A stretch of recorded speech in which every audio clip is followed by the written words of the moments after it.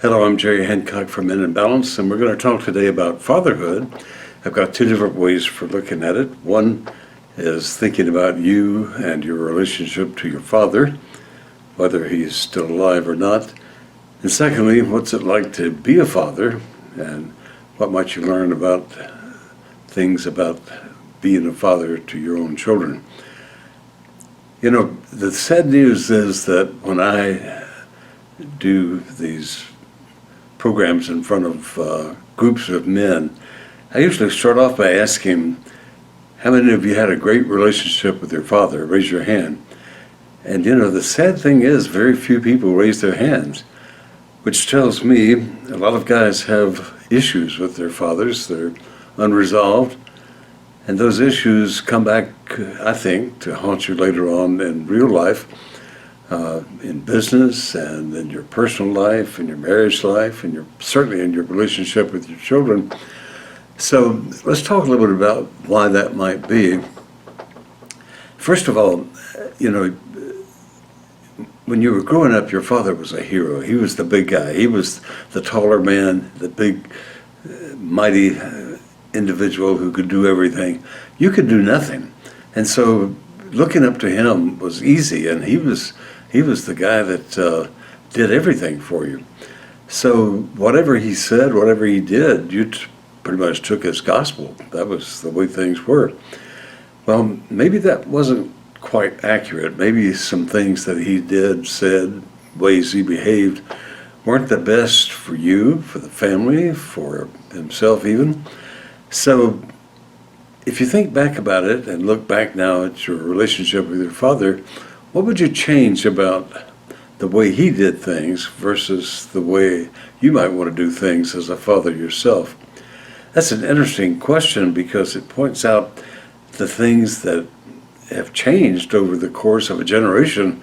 So if you just took your father's viewpoint as it was one generation ago, and maybe he took his father's viewpoint from a generation ago, if you take that viewpoint, you could be two generations behind in your attitude toward life in general. Things change, and certainly our relationships change, and attitudes toward women and children, fathering, even, all those things change.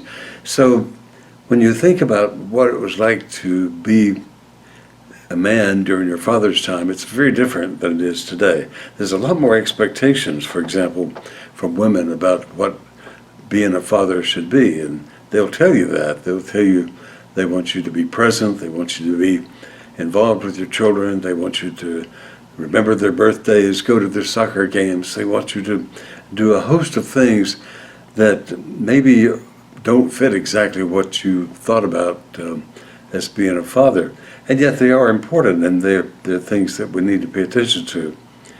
I think the sad news is that we can come away from a discussion like that thinking, you know, it's my job to raise money and build an income for the family. It's your job as the wife to take care of the kids and do all the family stuff. Well, you can't do that. I mean, you can't just automatically delegate all that to your wife. First of all, she doesn't have the time. Most likely she's got a job also. But more importantly, it's just not right. I mean, it's not some expectation that any woman should have going into a marriage, that she's going to take sole responsibility for the children. You've got to pitch in, you've got to do your part, and of course we may get reminded of that in some unpleasant ways. But the most important thing I want to point out about that is it's not just because you should do it, it's for the benefit of the children. There are lots of stories of children who later turn out to be really problematic in their lives because of their relationship with their father. This is particularly true for young girls. And so if you have young daughters, you want to pay attention to that side of the equation and make sure that you are paying attention to them. And certainly for boys too. What's it like to be a father to young boys? I mean, they're young, they're rambunctious, they have special needs, they want you to do things with them. They want you to go out and pitch ball, for example, when you've got important meetings to go to or work to do from the office. I just want to take a moment and ask you to think about that. See if you can take the time to walk outside, pitch a few balls with the kid, make him happy, then go on about your work business or whatever else you have to do.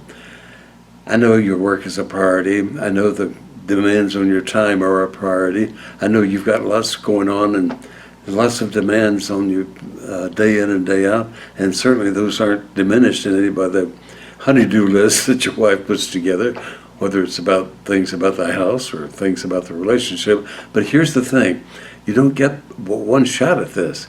Those kids will be gone in 10 years. They'll be past the point where you'll have any influence on them. And here's what's sad about especially raising boys. The research now shows that from the age of 7, young boys basically stop paying attention to relationships and start paying attention to things like violent behavior or blowing up things or doing things that are action-oriented. And they don't pay much attention to relationships. Well, where did they get that idea? Did they get it from you? Did they get it from their mom? Did they get it from culture? All of those things are together influencing the way we raise our children, and it's important that we not raise another generation of folks just like ourselves, but people who have to adapt to a new and different world, and a world that's going to continue to change from now until the time they are certainly grown up and have children of their own. So this is an important time. This is an important decision for you to think back about how you might better manage your time, budget out your time so that there's time for the family stuff, time for the family and children stuff, and the birthday parties and the soccer games and all of that. It is important, and I think you'll find later on that it'll pay huge dividends. One more thing as we wrap this discussion up about fathers and fatherhood.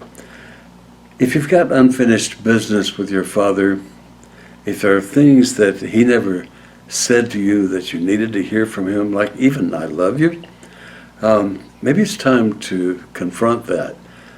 Possibly you could sit down and have a discussion with him and tell him some things that are on your mind. Or maybe you could just write him a letter. Even if you don't ever send a letter, maybe it's important to get that stuff off your chest and think about what's missing in your life as a result of the way your father dealt with you when you were younger or when you were growing up. These things have a huge impact on us, and they affect us for the rest of our lives. They affect us in the way we accept authority, for example, at work, or the way we relate to women at work, particularly if we have a female manager. All those things come back to deal with our daily interactions with people and with events that come across our lives.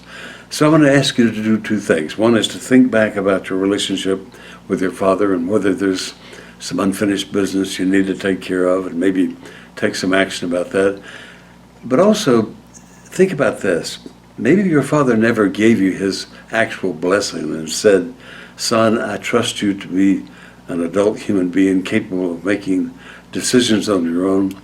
So I just want to make sure you understand that I love you and that I trust you and your ability to run your own life, and I'm going to basically butt out of that." So if that hasn't happened to you, I want you to give yourself permission to act as though that did happen. Act as though your father did say those things, because whether or not he's still alive, or whether or not he's capable of saying those things, it's important that you now take responsibility for your life. The second thing I want to ask you to do is think about your own children. Think about what they need from you and whether you can provide it on a daily basis, and what you might have to give up of your own satisfaction in order to deal with them. It is important. Those kids will be grown pretty soon, and one day they'll be thinking back about their relationship with their father and how pleasant or unpleasant that relationship was, and whether they got what they needed from you as well. Well, give that some thought. This is a one-on-one discussion. It's just you and me talking about stuff that's important. Men in Balance is an organization that offers lots of help on matters like this. Fathers is one of the main categories that we focus on. If you go to the website, meninbalance.org, you'll find all sorts of things there. And something else too, This is a radio station called meninbalance.org radio. And if you just go to the website and type in meninbalance.org/radio, you get a link to the radio station. You can listen to it in your car. You can listen to it while you're working around the house or whatever you want to do. But it has lots of good information that will help you as you navigate your life as a man in this troublesome time we all live in. Thanks again for your time. Hope you have a good day. I'm Jerry Hancock from Men in Balance.